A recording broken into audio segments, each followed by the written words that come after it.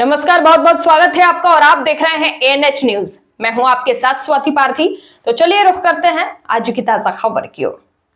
चलिए बड़ी खबर आपको बता दें, जहां वन भूमि प्रकरण में अपने घर जमीन बचाने के लिए शिवाजी नगर मीरा नगर 20 बीघा बापू ग्राम मनसा देवी अमित ग्राम के हजारों निवासी सड़क पर उतर गए।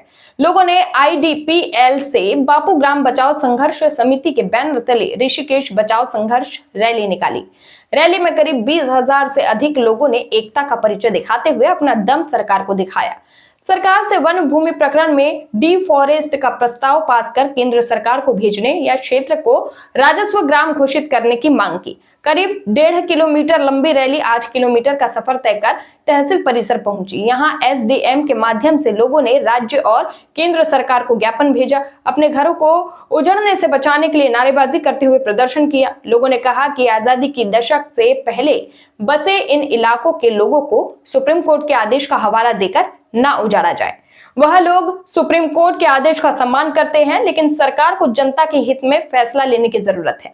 लोगों ने यह भी कहा कि वह कोई भीख नहीं मांग रहे, बल्कि अपना हक मांग रहे हैं और इस हक को देने का काम राज्य और केंद्र सरकार ने करना है, क्योंकि इन इलाकों में राज्य और केंद्र सरकार की करोड़ों रुपए की विकास योजनाएं अब तक धरातल पर उतर चुकी है और कुछ गतिमान है।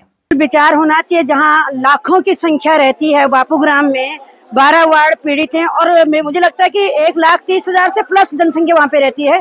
तो सरकार को भी निश्चित रूप से हमारे बारे में सोचना चाहिए। हम सब पीड़ित हैं और सर्वोच्च न्यायालय का जो ये फैसला आया है, हम उनसे भी निवेदन करते हैं कि इस जनता के बारे में सोचे जो आज लाखों की संख्या में सड़कों पर है।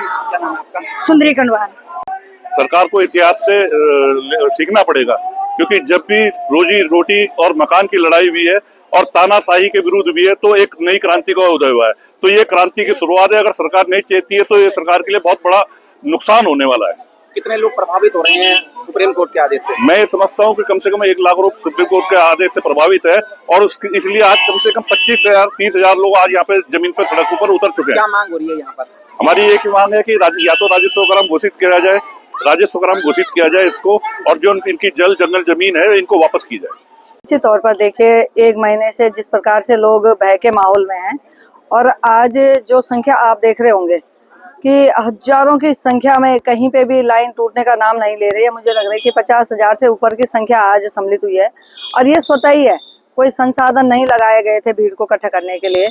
तो इस आवाज में ये साफ दर्शाता है कि कितना डर लोगों को अपने आशियाना को छीनने का है, अपनी जमीनों को छीनने का है। और जिस शांतिपूर्ण ढंग से इतने बड़े जुलूस में सभी लोग चले हैं, मैं उनका भी धन्यवाद करती हूँ कि पूरा अनुशासन का उन्होंने परिचय दिया। और माननीय न्यायालय से हमें पूर्ण उम्मीद है और पूरी आशा है कि सभी इन लोगों के पक्ष में माननीय न्यायालय का निर्णय आएगा। तो बड़े दुख का विषय है। आज हजारों हजार लोग, मातृशक्ति, बच्चे अपनी जीवन भर की जो पूंजी लगी हुई है उसके लिए संघर्ष करने में, सड़कों में आने पे बाध्य हुए हैं। सरकारें तो हमारी इतनी असंवेदनशील हो रखी हैं कि पिछले 20 साल से 25 साल से, जब तो हमारा राज्य निर्माण हुआ, ये समस्या कब की इसका समाधान हो जाना चाहिए था। लेकिन सरकारों और निर्वाचित जनप्रतिनिधियों की निकम्मे पर उनके कारण आज क्षेत्र की जनता को इस तरह सड़कों में उतरकर प्रदर्शन करना पड़ रहा है।